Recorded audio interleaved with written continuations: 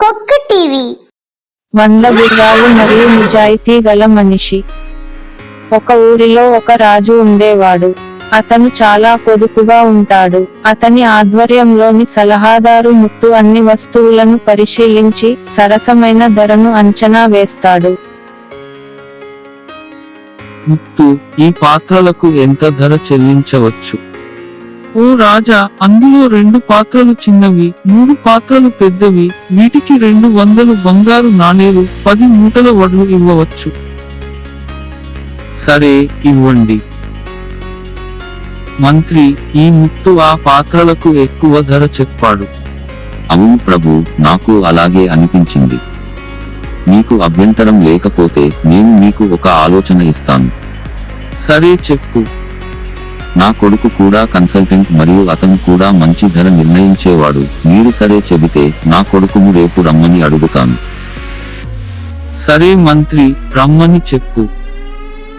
నేటి నుండి మంత్రి కుమారుడు సోము సలహాదారుగా పని చేయనున్నారు. సోము, ఈ బంగారు నెక్లెస్ ధర ఎంత? ఈ బంగారు హారానికి 50 బంగారు నాణేలు ఇవ్వవచ్చు. సోము, ముత్యం కంటే చాలా తక్కువ ధర. ఇప్పుడు మాకు మంచి లాభం వచ్చింది. మరుసటి రోజు ఒక గుర్రపు వ్యాపారి వచ్చాడు. ఓ రాజా, ఈ అందమైన గుర్రంలా నా దగ్గర 100 గుర్రాలు ఉన్నాయి. అవి మీకు నచ్చితే వాటిని కొనండి. సోము, ఈ గుర్రానికి నువ్వు ఎంత ధర ఇవ్వగలవు? ఓ రాజా, మాకు చాలా గుర్రాలు ఉన్నాయి. కావాలంటే ఈ 100 గుర్రాలకు 50 బస్తాల బియ్యం ఇవ్వచ్చు. సరే, రేపు ఇవ్వండి. గుర్రపు వ్యాపారి విచారంగా ముత్యంతో వెళ్ళాడు. ముత్తు, 100 గుర్రాలకు 50 బస్తాల బియ్యం ఇస్తానని చెప్పారు. ఇది నాకు చాలా నష్టం.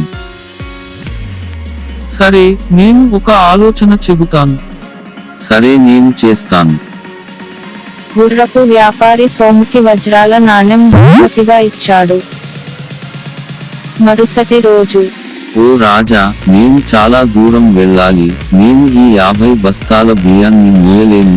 నాకు వేరే ఏదైనా ఇవ్వండి. సోము, అతనికి ఇంకా ఏమి ఇవ్వగలవు? అప్పుడు గుర్రపు వ్యాపారి ఇచ్చిన బహుమతి గుర్తొచ్చింది సోముకి. అతనికి 200 వజ్రాల నాణేలు ఇవ్వండి. ఏమిటి? సోము ముత్యం కంటే చాలా ఎక్కువ ధరను ఆదేశిస్తాడు.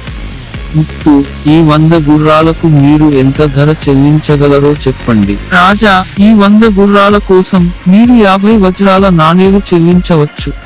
సరే, ఇవ్వండి. సోము ధరను సరిగ్గా నిర్ణయించలేకపోవడంతో నేను ముత్తుని మళ్ళీ కన్సల్టెంట్ గా నియమించాను.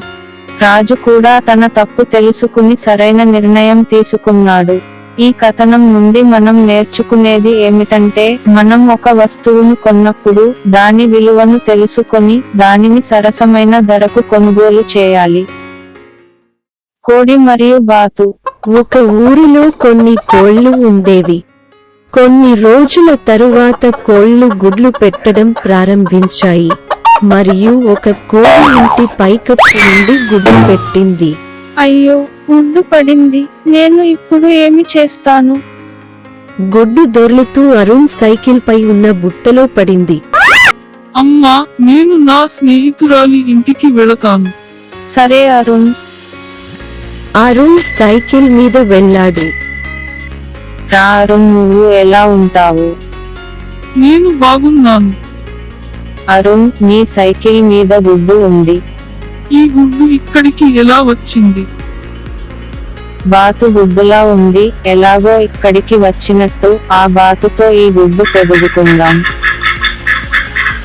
రేపు స్కూల్లో కలుద్దాం. 2 రోజుల తర్వాత గుడ్డు పొదిగింది.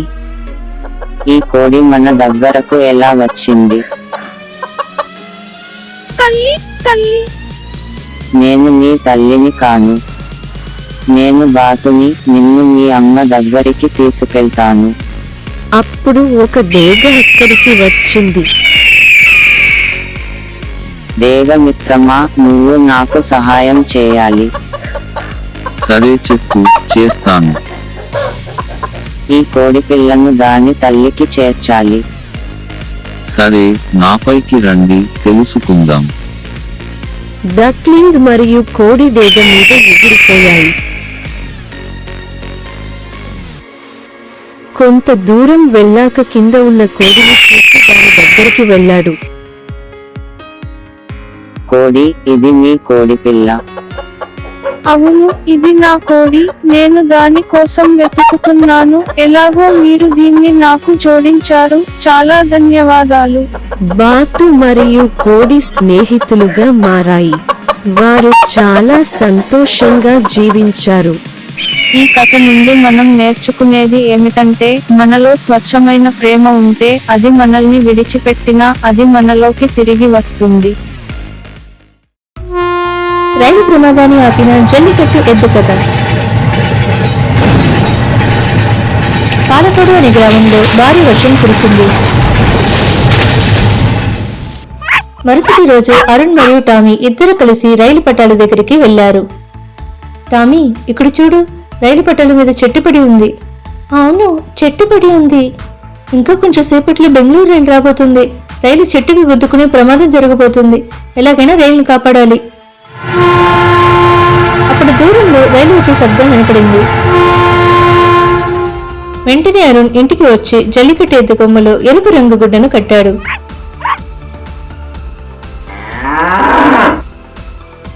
రా, వెళ్ళి రైలుని ఆపుదాం.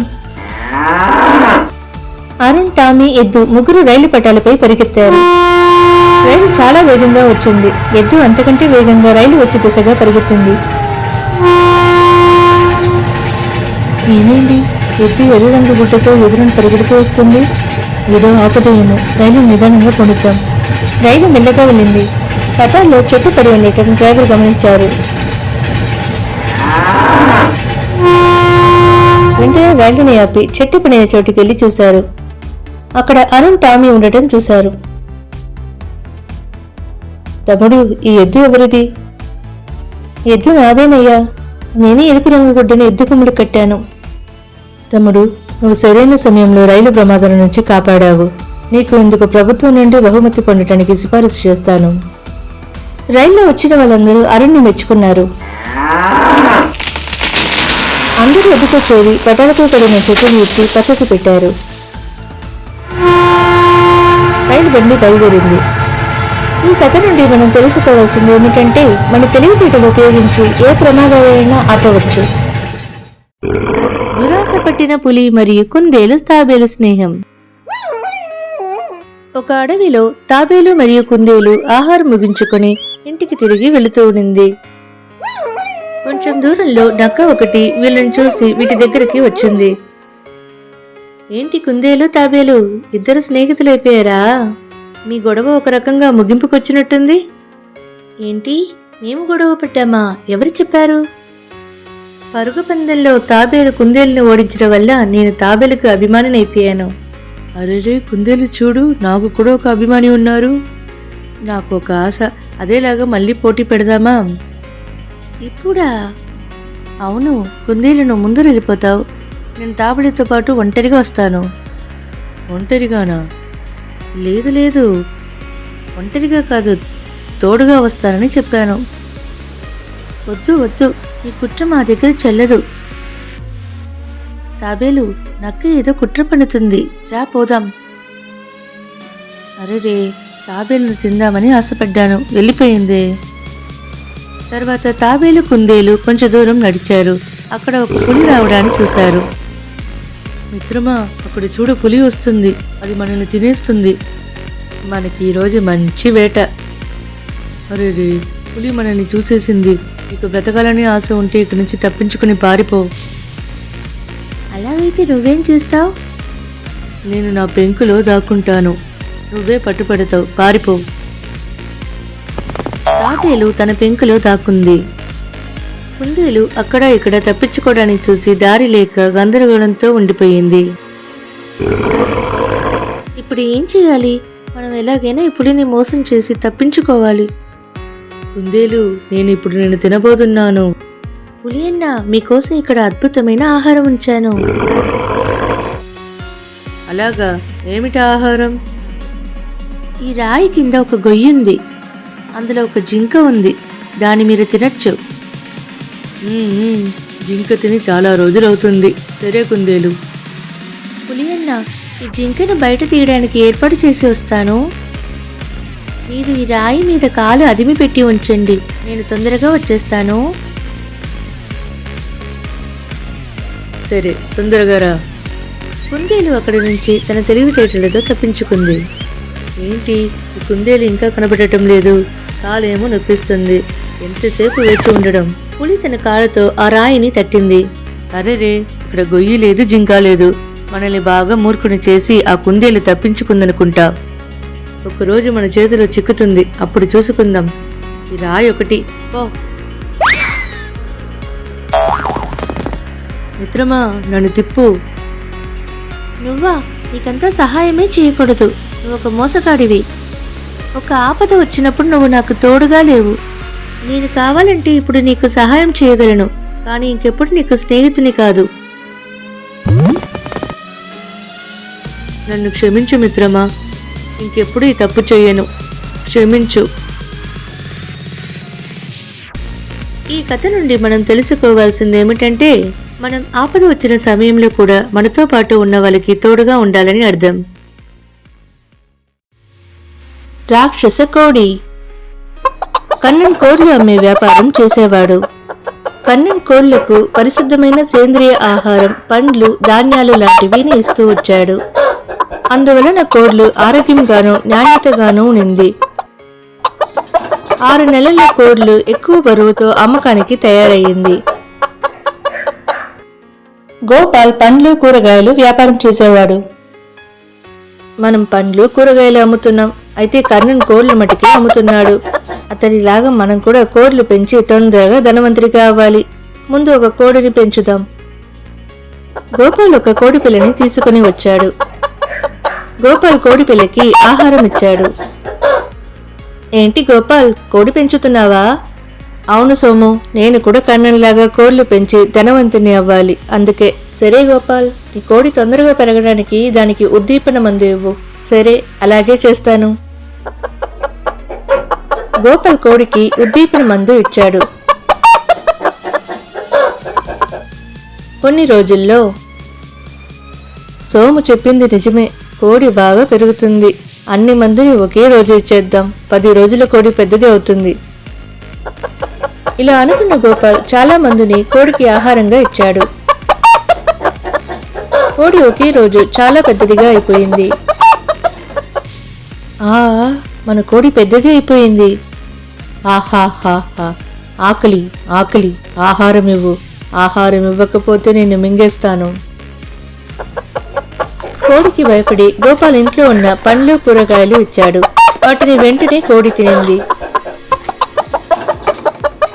కోడి గోపాల్ ఇంటి మీద ఎక్కింది. ఇల్లు విరిగిపోయింది. పండ్ల బండి కూడా విరిగిపోయింది.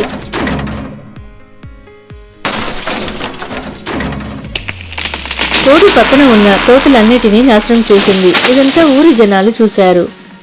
గోపాల్, నీ కోడి చాలా ఇబ్బంది పెడుతుంది, తట్టుకోలేకపోతున్నాం. కోడిని తీసుకెళ్లి అడవిలో వదులు. కోడిని ఊరి జనాలు అడవిలోకి వదిలారు.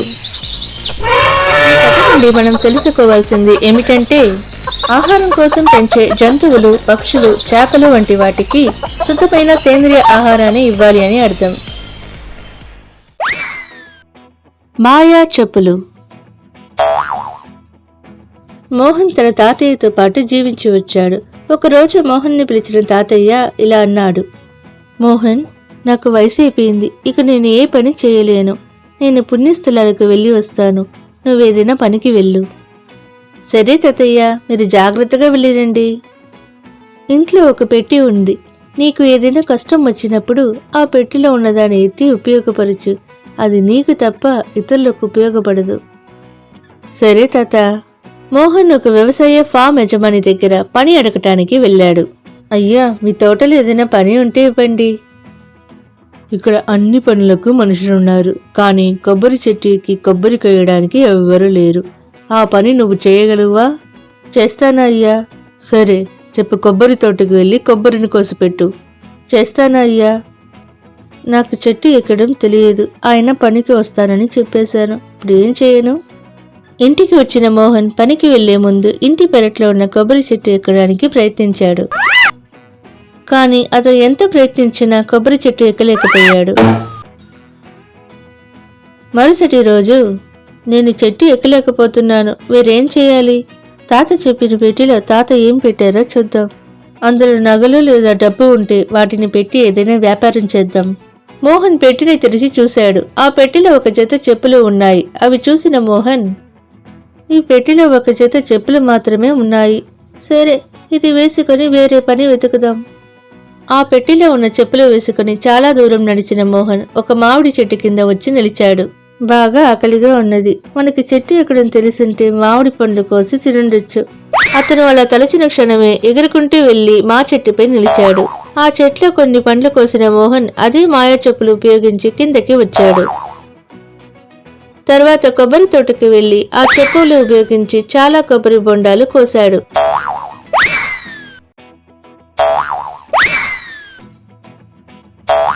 అప్పుడు అక్కడ యజమాని వచ్చారు. మోహన్, చాలా కాయలు కోసావు, మిగతావన్నీ రేపు కోసి పెట్టు. ఇదిగో ఇవాల్టి కూలీ డబ్బులు. అలా ఒకరోజు పనికి వెళుతుండగా దారిలో ఒక పసివాడు నదిలో పడటం చూశాడు. నాకు ఈత తెలియదే, ఏం చేయను? ఇలా తలుచుకుంటున్నప్పుడే తన నదిపై ఎగురుకుంటూ వెళ్లి ఆ బాలుని కాపాడాడు. మోహన్, నా కొడుకుని నది నుండి కాపాడావు, చాలా కృతజ్ఞతలు. ఈ డబ్బు తీసుకో. ధన్యవాదాలు అయ్యా, నాకు డబ్బు వద్దు. ఆపదలో ఉన్న వారిని ఆదుకోవడం మన కర్తవ్యం. తాత మనకి ఇచ్చిన చెప్పులు చాలా ఉపయోగంగా ఉన్నది. ఈ చెప్పులను చెట్టు ఎక్కేటందుకు మరియు ఇతరులకు సహాయపడటానికి మాత్రమే ఉపయోగిస్తాను. ఈ కథ నుండి మనం తెలుసుకోవాల్సింది ఏమిటంటే, మనకి దొరికిన వస్తువును మన అత్యవసరాలకు మరియు ఇతరులకు ఉపకారం చేయడానికి మాత్రమే ఉపయోగించాలి.